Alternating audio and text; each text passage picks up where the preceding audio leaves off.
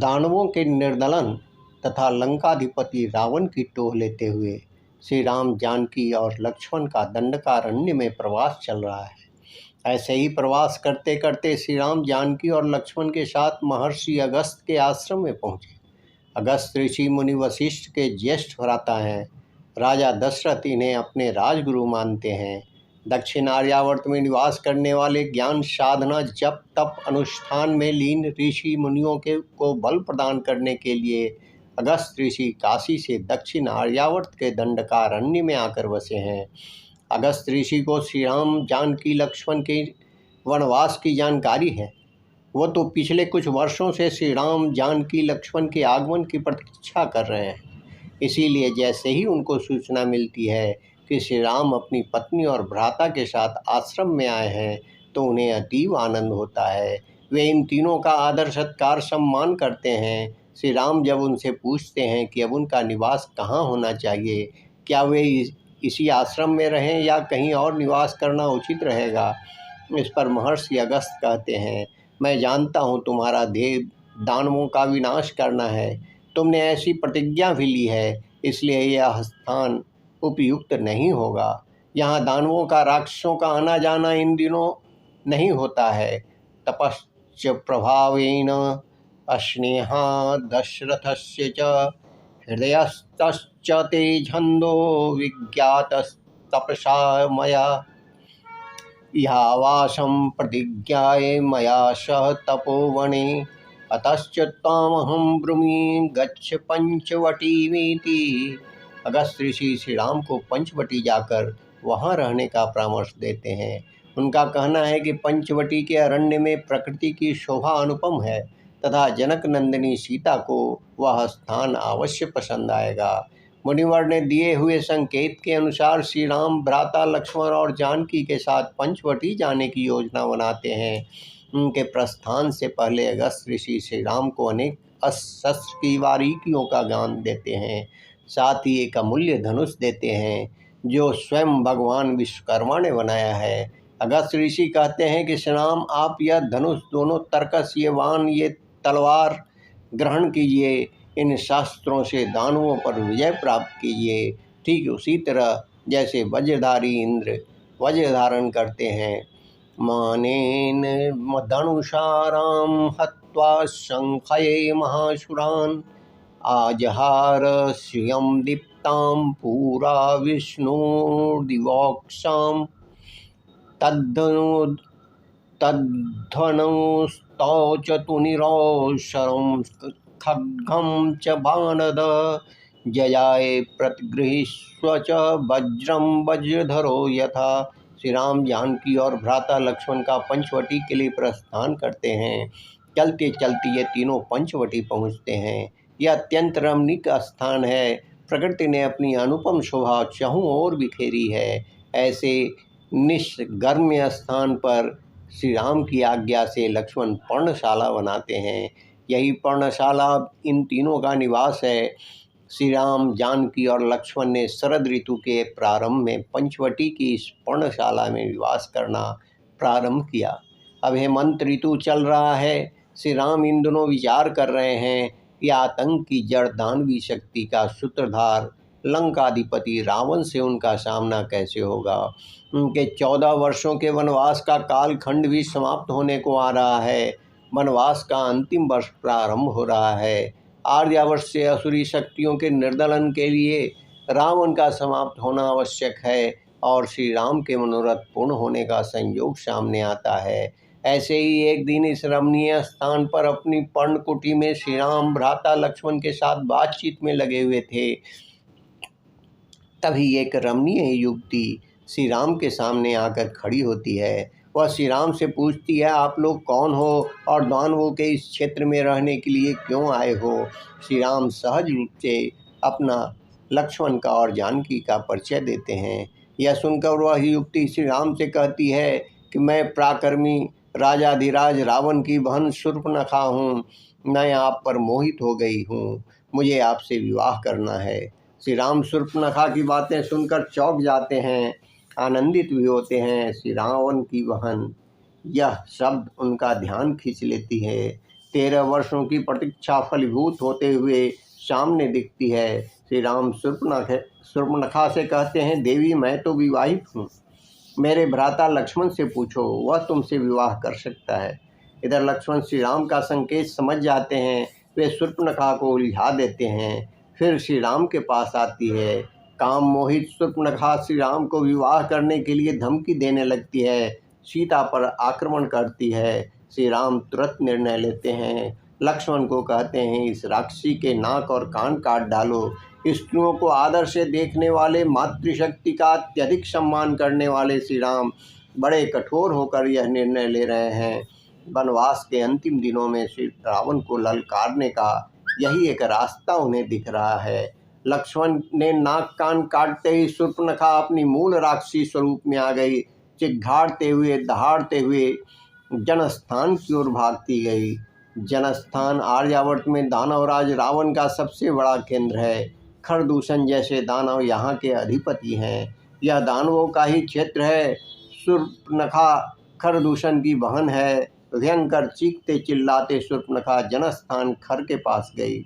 जबरदस्त दहाड़ कर जमीन पर गिर गई। उसके गिरते के साथ मानो जनस्थान में भूचाल आ गया। खर अत्यधिक क्रोधित हुआ। अपनी बहन की यह हालत देखकर वह दुखी हुआ और भयंकर गुस्से से कांपने लगा। जब उसे पता चला कि अयोध्या के 2 युवराज एक स्त्री के साथ पंचवटी में आकर रुके हैं और उन्होंने इस शूर्पणखा को ऐसा विद्रूप किया है, तो उसने तत्काल अपने सबसे वीरवान और बलशाली 14 प्रमुख राक्षस उन 2 युवराजों को समाप्त करने के लिए भेजे। श्री राम ने अपनी तीरों की वर्षा से उन सबको समाप्त कर दिया। शूर्पणखा ने उन 14 प्रमुख राक्षसों के मारे जाने का समाचार सुनकर खर क्रोध से लाल पीला हुआ। अपने 14 सहस्त्र राक्षसों के साथ खर और दूषण पंचवटी की ओर श्री राम लक्ष्मण को समाप्त करने निकल पड़े। गर्जन तर्जन के साथ राक्षसों की सेना को आते देख श्री राम ने लक्ष्मण को सीता को लेकर पर्वत की उस गुफा में जाने के लिए कहा जो वृक्ष से आच्छादित है। भयंकर युद्ध की आशंका से विदेह कुमारी सीता को सुरक्षित रखने के लिए लक्ष्मण धनुष्मान लेकर सीता के साथ पर्वत की गुफा में चले गए। उधर भयंकर दिखने वाले असुरों का आक्रमण होते ही श्री राम ने तीरों की वर्षा कर दी। श्री राम के तीर चलाने की गति इतनी जबरदस्त थी कि बाणों से पीड़ित असुर यह देख भी नहीं पा रहे थे कि श्री राम कब भयंकर बाण हाथ में लेते हैं और प्रत्यंचा पर लगाकर कब उन्हें छोड़ते हैं। वे तो केवल धनुष को खींचते देख रहे थे।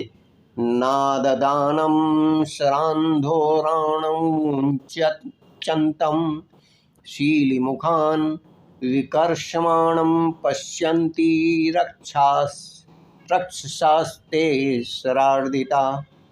अकेले श्री राम ने वायु गति से चलाए हुए अपने सहस्त्रों बाणों से दूषण सहित 14 सहस्त्र राक्षसों का वध किया। यह अद्भुत था। आज तक असुरों को इस प्रकार का प्रतिकार कभी सहना नहीं पड़ा था। असुरों की समूची सेना में केवल महारथी खर और सेनापति त्रिशिरा यही 2 राक्षस बचे। त्रिशिरा ने खर से कहा, मुझे आज्ञा दीजिए, मैं राम को युद्ध में मार गिराता हूँ। खर की अनुमति से वह श्री राम से लड़ने आया, किंतु कुछ ही समय में श्री राम ने त्रिशिरा को भी मार गिराया। अब बचा केवल एक असुर खर। खर ने अपनी पूरी शक्ति का उपयोग करते हुए अपने अस्त्र शस्त्रों के साथ श्री राम पर आक्रमण किया। कुछ देर घनघोर युद्ध हुआ, परंतु धनुर्धारी श्री राम ने खर को भी मार गिराया। जनस्थान का अंतिम दानव खर भी मृत्यु लोक चला गया। पंचवटी के आसपास रहने वाले सभी ऋषि मुनि तपस्वी नागरिक श्री राम द्वारा इन दहशतवादी असुरों को नष्ट करने से अत्यधिक प्रसन्न हुए। उन्होंने श्री राम का जय घोष किया।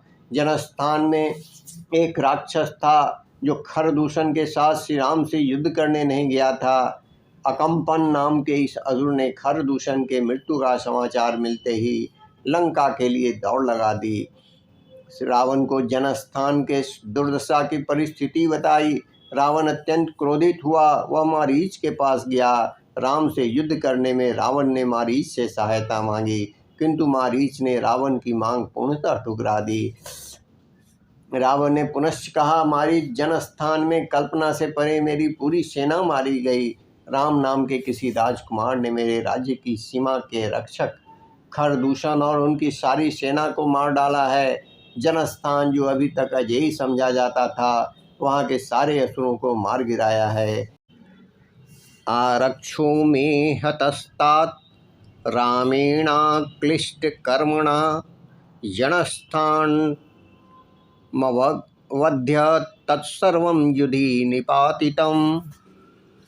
किंतु मारीच ने उसे समझाया, श्री राम यह मनुष्य रूपी सिंह है। श्री राम से उलझने के बजाय लंका वापस जाना ही रावण के हित में है, यह भी बताया। मारीच के कहने पर मन मसोस कर रावण लंका में लौटा और अपने सुंदर तथा विलासी महल में चला गया।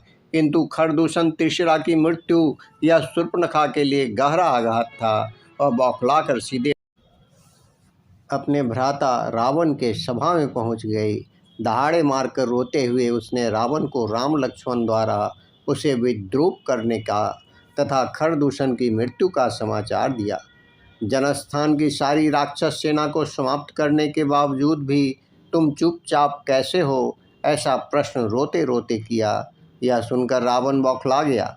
ऊपर से शूर्पणखा ने रावण को उकसाया कि राम लक्ष्मण के साथ एक अत्यंत सौंदर्यवती युवती है जो मानो तुम्हारे लिए ही बनी है। क्रोध से आग बबूला हुए रावण के लिए यह युवती मानो एक जबरदस्त आकर्षण था। वह पुनश्च मारीच के पास गया। रावण ने मारीच से कहा, जनस्थान में पंचवटी की परिसर में दंडकारण्य में सभी असुर मेरी आज्ञा से वहाँ घर बनाकर रहते थे और उस विशाल वन में धर्माचरण करने वाले मुनियों को सताते थे। वसत्नी मणियोगेन नित्यवासम च राक्षा वाधामाना महारण्ये मुनिन्वे धर्मचारिणा। मारीच ने रावण को खूब समझाया। विश्वामित्र ऋषि के अनुष्ठान को भंग करने रावण के कहने पर जब वह सिद्धाश्रम पर हमला करने गया था, तब श्री राम के एक बाण से वह 100 योजन दूर जाकर गिरा था। यह भी बताया पराई स्त्री का संसर्ग कितना घातक है और यह विचार यानी कितना बड़ा पाप है, यह भी समझाने का प्रयास किया। किंतु सीता की अभिलाषा से पागल रावण कुछ भी सुनने की परिस्थिति में नहीं था। अंत में जाकर रावण की धमकी के आगे विवश हो मारीच सीता हरण के लिए स्वर्णमृग का स्वरूप लेने को तैयार हो जाता है और स्वर्णमृग के रूप में मारीच श्री राम की पर्णकुटी के सामने से दौड़ता हुआ निकलता है।